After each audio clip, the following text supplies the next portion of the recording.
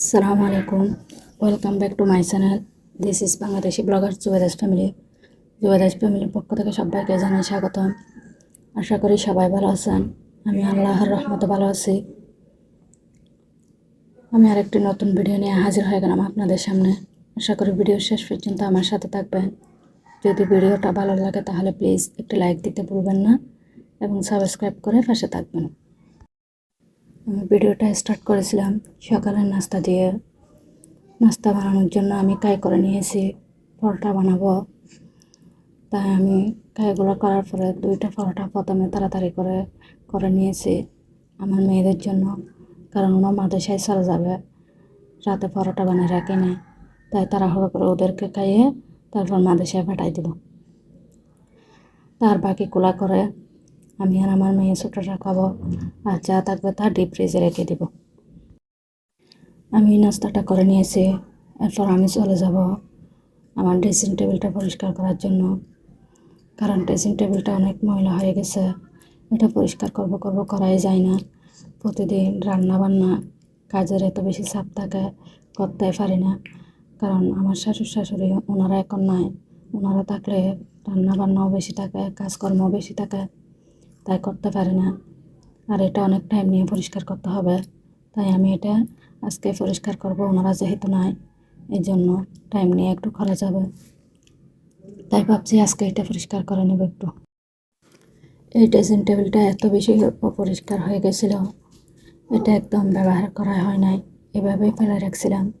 অনেক দিন ধরে এভাবেই থেকে গেছে, অনেক পোকামাকড় এখানে বাসা বাঁধছে। তারপর এটা করার সময়ও এরকম ফেলে রাখছিলাম, অনেক বেশি ময়লা হয়ে গেছিল। তারপর পাশের দরজা ছিল, এগুলো ভেঙে গেছে। তালা নষ্ট হওয়ার পরে এটা বাচ্চারা নিয়ে বেশি খেলতো, এভাবেই নষ্ট হয়ে গেছে। এটা আর ঠিক করা হয় না। এখন যেহেতু এটা একটু ঠিক করে নিয়েছি, তাই ভাবছি পরিষ্কার করে এটা একটু এখন ইউজ করা যাবে। এটা রং করতে হবে, এখন কিন্তু রং করে নাই, রংটা পরে করে নিব।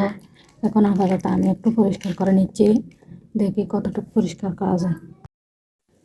তা আমি এটা পরিষ্কার করব। চা পাতার লিকার নিয়েছি, চা পাতার লিকারের সাথে সরিষার তেল মিশিয়ে নিয়েছি ভালো করে পরিষ্কার করার জন্য।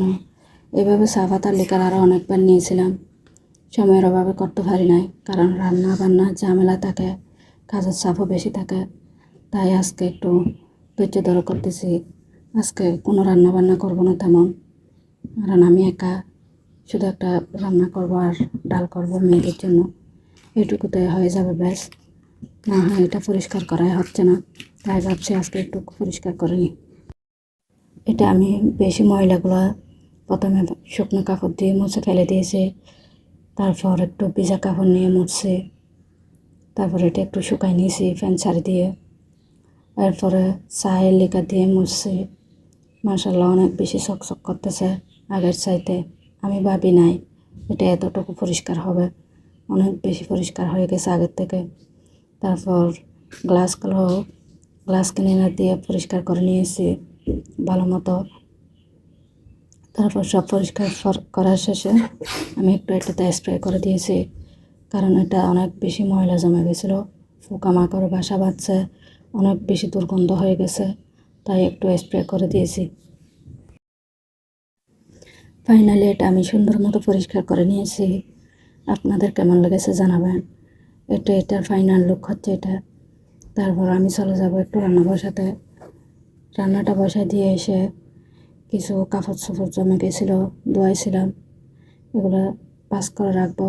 বেডশিট এরকম অনেক কাপড় জমে থাকছে, সময়ের অভাবে পারি না, তাই ভাবছি আজকে একটু এগুলো বসে পাস করে নিব কাপড় চোপড়গুলো একটু, তারপর বাড়ির অন্যান্য কাজগুলো করে নিব।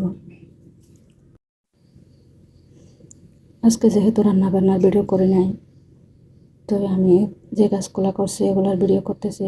রান্নাবান্নার ভিডিও করতে ইচ্ছা করতেছে না, ড্রেসিং টেবিলটা পরিষ্কার করা অনেক বেশি ক্লান্ত লাগতেছে, এত বেশি ক্লান্ত হয়ে গেছে এটা বলা বোঝাতে পারবো না। তো আজকের ভিডিও পর্যন্ত। ভিডিওটা আপনাদের কাছে কেমন লেগেছে কমেন্ট করে জানাবেন। যদি ভিডিওটা আপনাদের কাছে ভালো লেগে থাকে তাহলে প্লিজ লাইক কমেন্ট শেয়ার করতে ভুলবেন না। এবং কোনো কিছু ভুল হলে ক্ষমা সুন্দর দৃষ্টিতে দেখবেন। সবাই ভালো থাকবেন, সুস্থ থাকবেন। আল্লাহ হাফেজ। আসসালামু আলাইকুম।